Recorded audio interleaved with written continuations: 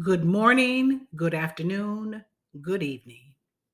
Wherever you are hearing the sound of my voice, I welcome you to Affirmations Works.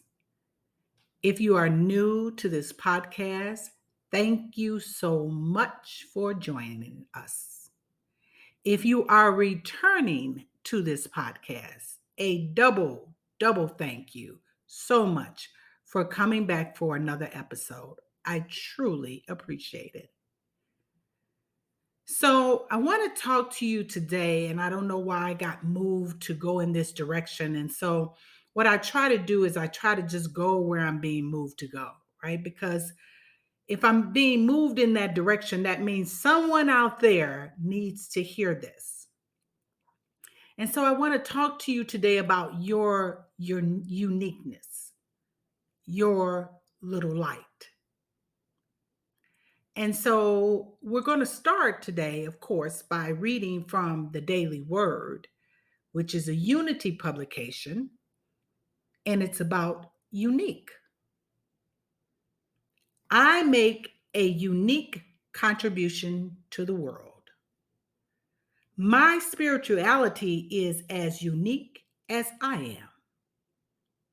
I celebrate my soul's distinctive expression and don't need to conform to anyone else's idea of what this should be.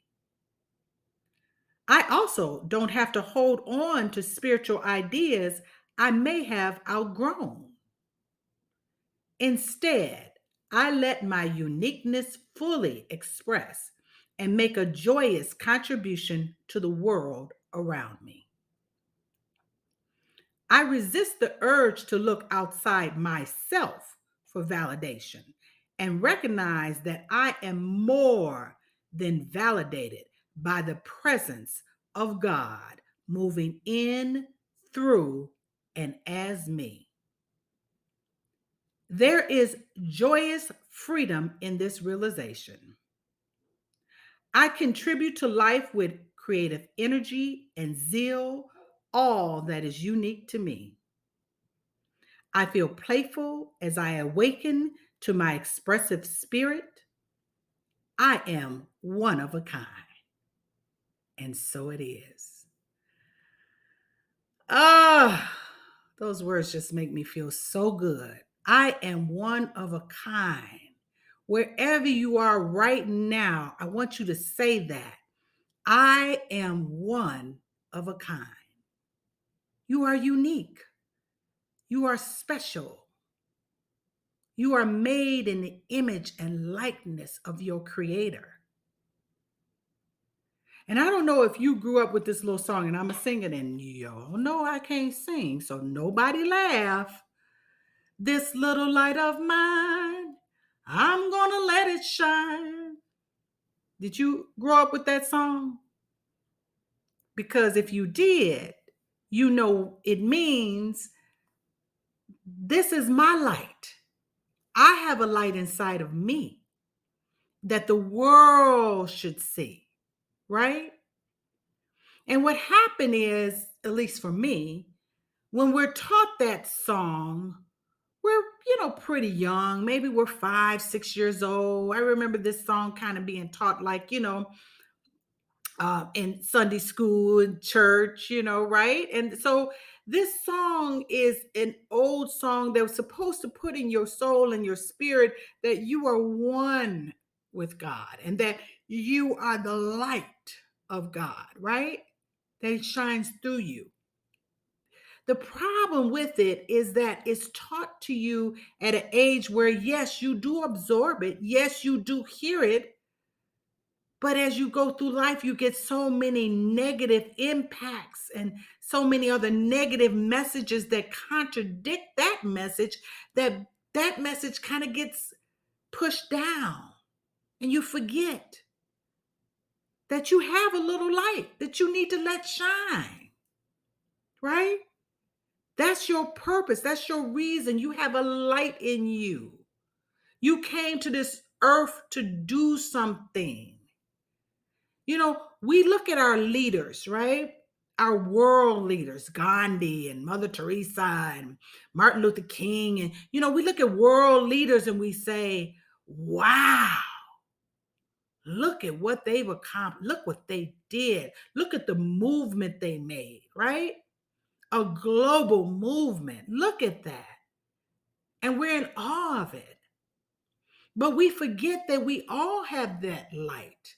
And our light may not be a Gandhi light, but it may be a light that shines in our little neighborhood, on our little street, right? In our little group of friends, in our little social setting. So just because your light is not the biggest, brightest light, it's a light that's needed. So what is your light? Are you a healer? There's some people who just their mere words are calming. Have you ever had a situation, and I know you have, where someone, a friend, has had a loved one pass away and you are lost for words of what to say to that person? It's the most awkward thing ever, right? Because you want to express your love for the person. You want to express your desire that you're sad that they lost someone that they love, but the words just don't come, right? They're just awkward. And to say, I'm sorry for your loss seems so copy and paste that it's like, right? But there are people out amongst us that's their light. That's their gift. The words come to them naturally and just flow, and they can sit and say things to you and you feel calm. That's their gift. That's their little light. What about laughter? You can heal with laughter. I used to work with this young lady. I loved her. You know why I loved her? Because she had the best laugh. She had the best laugh. When she laughed, like the whole room laughed. Even if you didn't think the joke was funny or what was being said was funny, because you weren't really focused on that thing. You were listening to the quality of her laugh. It came from her gut. It came up and just out. And it was just so fun to be around, you know? And so people like to be around her because she laughed a lot. She had this spirit of life and she laughed a lot and it made you feel good. And that was her light. That was her gift. And then some people can just walk into a room and you feel calm, right? Their mere presence, you just feel like, wow, they just have this calming effect about them. They're not saying anything special. They're not doing anything special. They're not dressed a certain way. They don't have any special garbs on. It's just their presence is calming. That is their light, right? And then you have people who are peacemakers. Are you a peacemaker? You see, you are a peacemaker if everybody comes to you to be in the middle of it to solve the problem, right? This side is against this side, and they're coming to you and they're saying, this sister or this brother or this aunt and this uncle are fighting, and or this neighbor and this neighbor, right? Somehow or another, you get in the middle of that. And you kind of always ask yourself, how did I get in this? Right? How I'm not even in this. How did I get in this? You know how you got in that? Because you're a peacemaker. Because that's your light. Because other people feel and see that light about you, that you're a peacemaker. So they come to you to do what? Create peace, right? Settle this argument, help us figure this out. Why did she say that about me? And why did he do this? And why did da? And you're in the middle of it. And that can feel like a heavy burden, right? And you could say to yourself, I'm so tired. I'm so tired of these people coming to me and putting me in the middle of this. And I don't want to be in it. I don't want it. I don't want no part of it. I don't want to be in the middle of this. I'm not going to be in the middle of this. Well, let me tell you something. You are going to be in the middle. because that's your light. You can't run away from your light. People are going to always find you and they're going to come because you're a peacemaker. Or are you an advisor?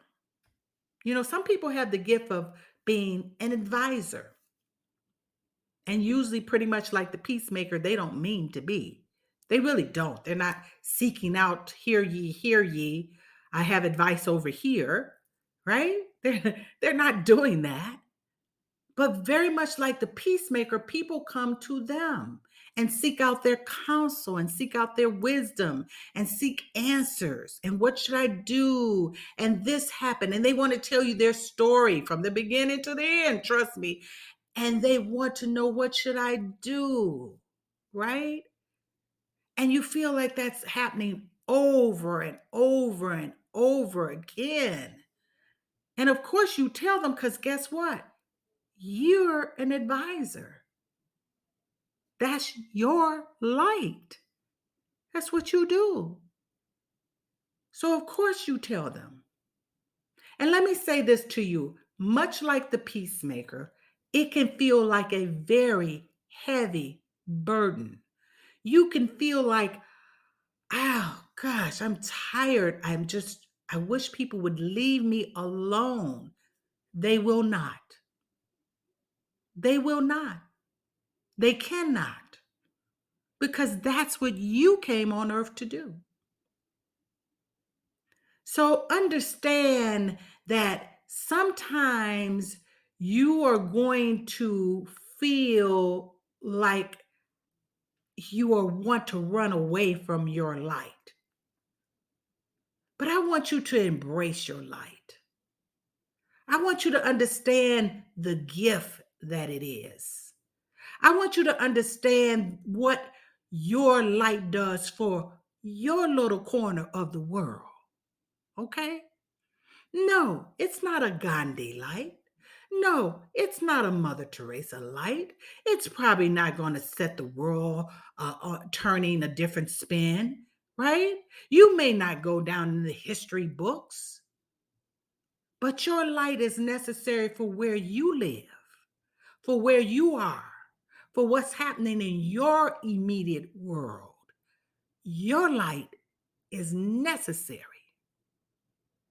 So don't run away from it.